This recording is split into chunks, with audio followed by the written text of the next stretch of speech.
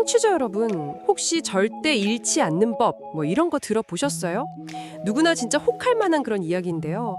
오늘 저희가 좀 깊게 파볼 자료가 바로 이런 유혹적인 전략, 마틴게일 베팅법에 대한 겁니다.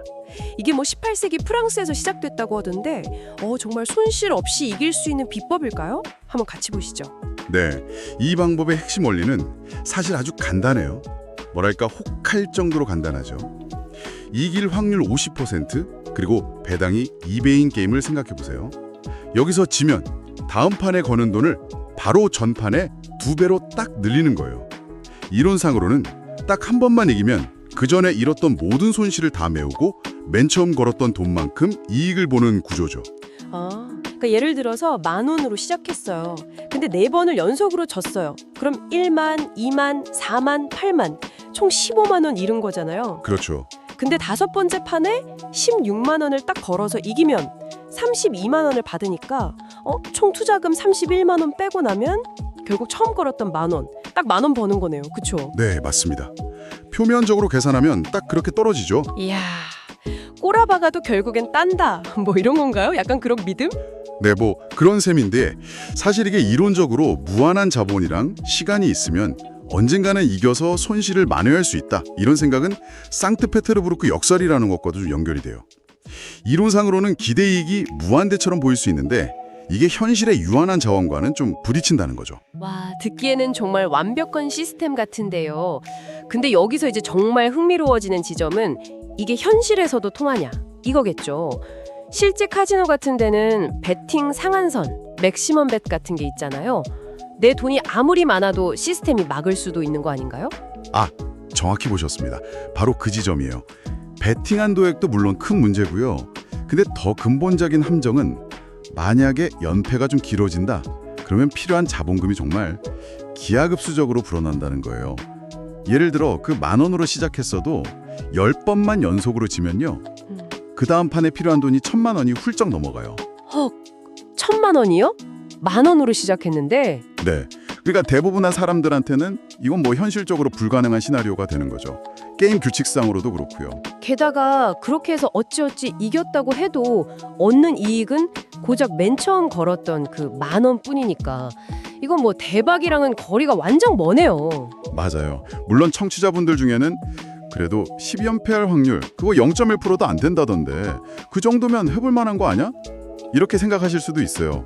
확률은 낮으니까요. 네, 저도 그 생각 잠깐 했어요. 근데 확률은 확률일 뿐이죠. 0%가 아니라는 거고요.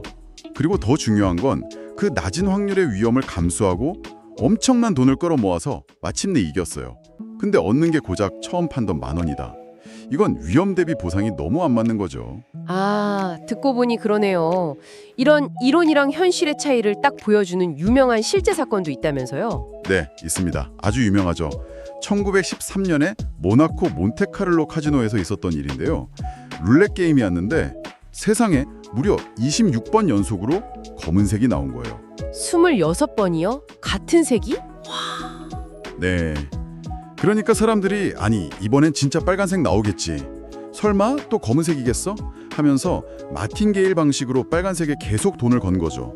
판돈을 계속 2배. 그러다가 결국엔 다들 자본금이 바닥나서 엄청난 돈을 잃었어요. 이게 바로 몬테카를로의 오류 또는 도박사의 오류라고 알려진 사건입니다. 그 도박사의 오류? 이전 결과가 다음 확률에 영향을 안 주는데 사람들은 자꾸 패턴을 찾으려고 한다는 그거죠. 맞습니다. 이론과 현실의 괴리, 그리고 인간의 심리적 오류를 아주 극명하게 보여주는 대표적인 예시라고 할 수 있죠. 결국에는 이게 수학적으로 아무리 그럴듯하게 보여도 현실의 벽, 특히 내 돈의 한계, 그리고 아주 낮지만 실제로 일어날 수 있는 그런 극단적인 확률 앞에서는 그냥 무너질 수 있다. 이런 교훈이네요. 네, 그렇죠. 마틴게일 베팅법은 확률이나 기대값 이런 걸 생각해보게 하는 흥미로운 주제이긴 하지만 이걸 실제 돈을 거는 전략으로 쓰기에는 대단히 위험하다는 겁니다. 그리고 이건 꼭 도박 얘기만은 아니에요. 우리가 세상을 이해하고 예측하려는 여러 시도들 있잖아요. 거기에도 적용될 수 있는 이야기입니다. 이론적인 모델과 이 복잡한 현실 사이의 간극을 항상 생각하는 게 중요하다. 이런 거죠. 오늘 살펴본 이 마틴게일 베팅법 이야기, 어떻게 보면 수학이라는 게 단순히 숫자 계산을 넘어서 우리가 세상을 보는 방식, 또 때로는 우리가 쉽게 빠지는 어떤 생각의 함정 같은 것까지도 좀 보여주는 것 같아서 흥미로웠습니다.